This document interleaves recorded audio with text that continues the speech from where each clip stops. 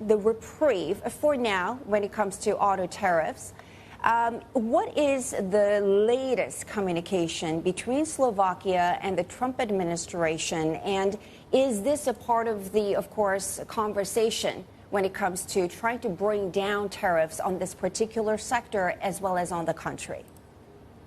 Good morning. Thank you for the invitation. I'm using my trip to Singapore actually to talk about Slovakia. Our communication with the United States, especially with Trump administrations on tariffs on automotive. As you rightly mentioned, Slovakia is a powerhouse in producing cars.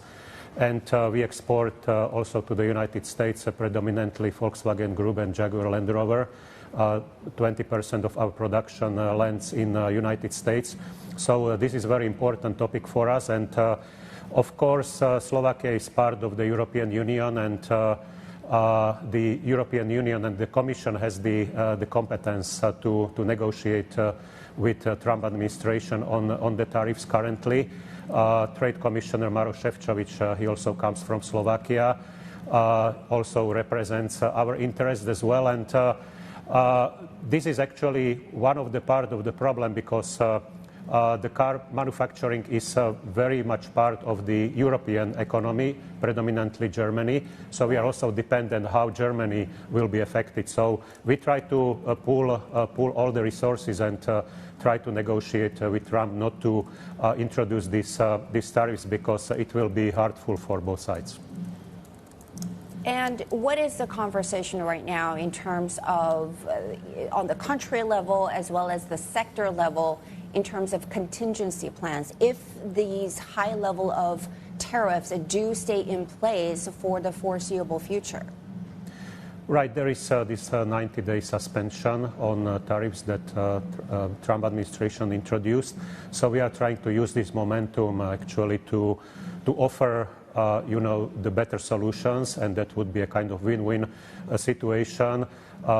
European Commission is trying to introduce zero tariffs, so to decrease all the tariffs on both sides of the Atlantic. I'm not sure whether Trump administration will be ready to accept this, but we'll try to negotiate as low as tariffs as possible. On the other side, of course, we'll have to find some compensation mechanisms where the tariffs will affect the European economy, both on the European and national level. And there are actually negotiations on that with Brussels, between Bratislava and Brussels. So we expect that in the coming months, we'll actually try to find a way to compensate the losses, but also to redirect exports to other parts of the world. For example, Volkswagen Group is negotiating with South American countries to redirect their exports from the United States. So, Peter, talk to us more about this whole issue of tariff diplomacy, right? There's a flurry of it going on. All kinds of countries are trying to get access to the Trump administration and to start talks with them to try and get either exemptions or lower tariffs, etc. As far as Slovakia is concerned, how are those talks actually conducted?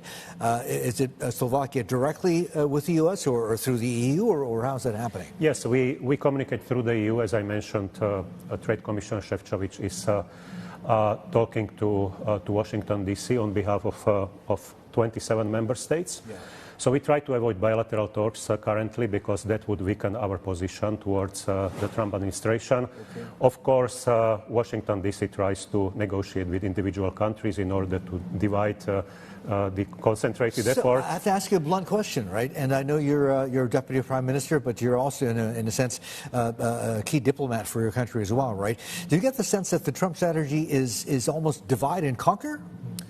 Yes, it's part of his policy, and we can see that he introduced various level of tariffs to individual countries, and he tries to negotiate bilaterally and split some of the alliances, including the European Union.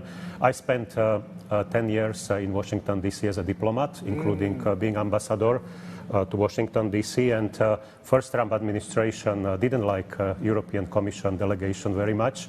So we can see that EU is kind of opponent rather than an ally currently.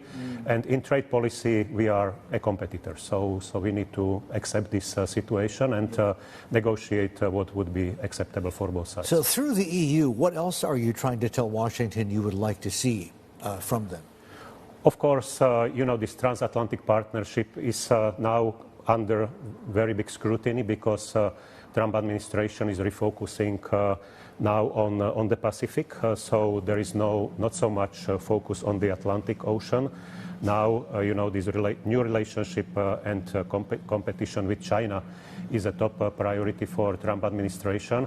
And European security depends on, how the new relationship between US and Europe will be shaped. And of course, Ukraine is now the test of relationship between the US and Europe because we have different views on how to solve the conflict in Ukraine.